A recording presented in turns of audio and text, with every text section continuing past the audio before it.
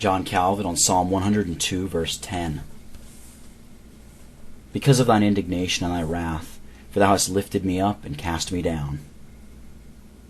For you have taken me up and thrown me aside.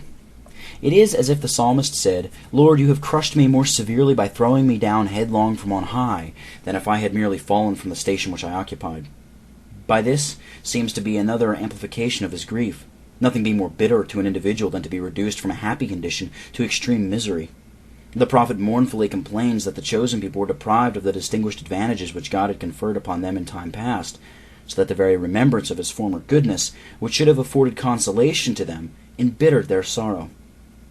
Nor was it the effect of ingratitude to turn the consideration of the divine benefits which they had formerly received into matter of sadness, since they acknowledged that their being reduced to such a state of wretchedness and degradation was through their own sins. God has no delight in changing, as if, after having given us some taste of his goodness, he intended forthwith to deprive us of it. As his goodness is inexhaustible, so his blessing would flow upon us, without intermission, were it not for our sins which break off the course of it. Although, then, the remembrance of God's benefits ought to assuage our sorrows, yet still it is a great aggravation of our calamity to have fallen from an elevated position, and to find that we have so provoked his anger, as to make him withdraw from us his benignant and bountiful hand.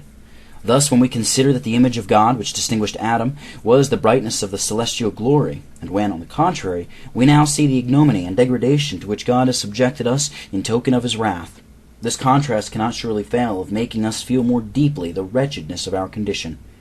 Whenever, therefore, God, after having stripped us of the blessing which he had conferred upon us, gives us up to reproach, let us learn that we have so much the greater cause to lament, because through our own fault we have turned light into darkness.